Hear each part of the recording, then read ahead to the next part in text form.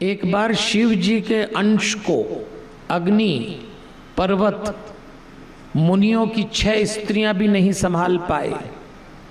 गंगा जी में छोड़ा तो गंगा जी ने सरकंडे के वन में उस अंश को त्याग दिया,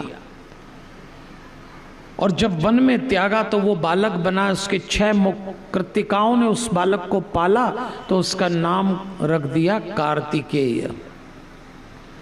कार्तिकेय जी का जन्म होता है।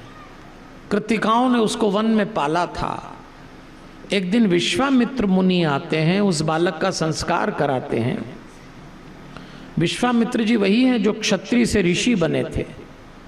कार्तिकेय ने अपने ही गुरु को वरदान दिया कि एक दिन आप ब्रह्मर्षि कहलाएंगे, क्योंकि विश्वामित्र जी का ऐसा मन था कि मुझे भी वशिष्ठ की तरह लोग ब्रह्मर्षि कहें।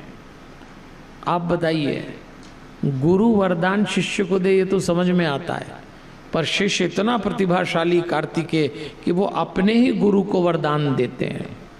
अब एक दिन भगवान शंकर को जानकारी मिली कि आपके अंश से एक बालक का जन्म हुआ और वो बालक इस समय वन में है और वन में कृतिकाएं उसको पाल रही हैं। तो कृतिकाएं चूंकि उसको पाल रही हैं और बालक आपका है, तो शिव जी ने अपने दूतों को भेजा। वीरभद्र, विशालाक्ष, शंभुकर्ण, ये सब शिव जी के गण हैं। कराक्रम, नंदीश्वर, महाकाल, महोन्मद, गोकर्णास्य, दधिमुख, ऐसे सबको इकट्ठा किया और आदेश दिया कि जाओ कार्तिकेय जी को लेकर आओ। कृतिकाओं के साथ कार्तिकेय जी को शिवलोक लाया गया। शिव और पार्वती ने अपने बेटे कार्तिकेय को देखा तो बहुत प्रसन्न हुए, हृदय से लगा लिया ये वही कार्तिकेय हैं जो तारकासुर को मारेंगे। आपको कल की कथा में याद है, तारकासुर को ब्रह्मा जी ने वरदान दिया, वो किसी से नहीं मरेगा, वो शिव और पार्वती की संतान से ही मरेगा। तो देवताओं ने भगवान शंकर से कहा था पार्वती जी से विवाह करिए। विष्णु जी और ब्रह्मा जी ने निवेदन किया था, महाराज आप विवाह करेंगे तो संतान होगी, संतान होगी तो वो मारेगी तारकासुर को। कार्तिकेय जी सेनापति बने देवताओं के, तारकासुर को मारते और लौट के आते हैं। अब यह शब्द सुनना, आप सेनापति बने। सेनापति का अर्थ होता है नेतृत्व।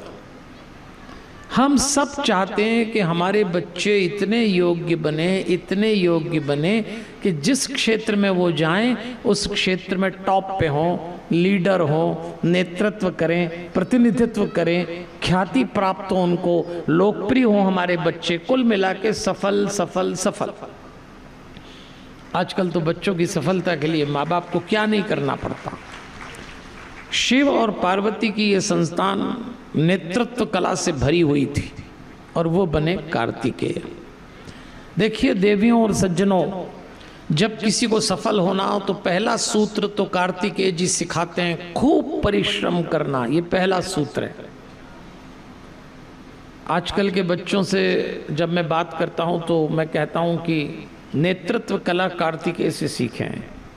तो कार्तिकेय जी ने कहा कि जिसे नेतृत्व करना उसको खूब परिश्रम करना चाहिए। दूसरा, योजना बनाने में माहिर होना चाहिए, कोई भी चीज़ की प्लानिंग ठीक से करिए। तीसरा, हर बात की जानकारी आपको पर्याप्त होना चाहिए। चौथा, लोगों से सहयोग लेने की कला आना चाहिए।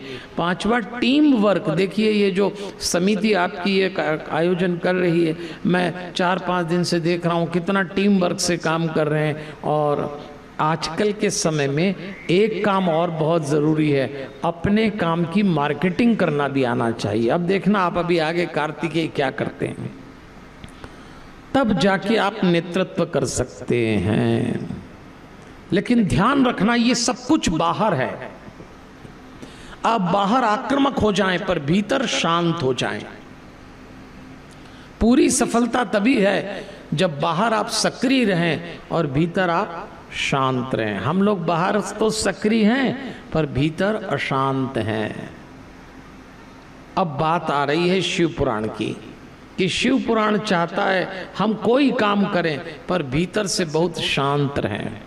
अब भीतर से शांत कैसे रहेंगे, तो मैं रोज थोड़ी देर बीच में कहता हूं, हम लोग 3 बातों से बने, शरीर, मन और आत्मा। भीतर क्या है? आत्मा।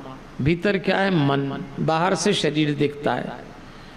अगर आप शरीर से आगे बढ़ के मन को क्रॉस करके 24 घंटे में एक बार आत्मा पे नहीं गए तो आप शांत नहीं हो पाएंगे, अशांति रहेंगे और अपनी अशांति का कारण दूसरों को बताएंगे, जबकि आपकी अशांति का कारण आप खुद हैं। तो हमसे लोग पूछते हैं, पंडित जी हमसे तो मेडिटेशन नहीं होता। मैं तो कहता हूँ भाई रोज मेडिटेशन करो, तो लोग कहते हैं कहाँ से करो, आंख बंद करो तो फिर होता ही नहीं। आंख खोलने की इच्छा होती है, कुछ कुछ दिखता है, ऐसा होगा ना। तो मैं आपको एक छोटी सी विधि बताता हूँ। बात शिव पुराण में कार्तिकेय की चल रही है। कार्तिकेय बाहर से सक्रिय पर भीतर से शांत। हमारे हनुमान जी भी ऐसे ही थे, शिव जी का अवतार थे ना हनुमान जी, शिव जी की संतान है। आप हनुमान जी को देखना, बाहर से सक्रिय दिखेंगे, क्या परिश्रम करते हैं, लेकिन भीतर से बिल्कुल शांत हैं, एकदम शांत। तो मैं भी आपसे यही कहना चाहूंगा कि आप खूब मेहनत करो, जितनी कर सकते हैं उतनी करो, लेकिन अपने बच्चों को भीतर से शांत रहना सिखाइए। इसी को जीने की राह कहते हैं, जीने की राह।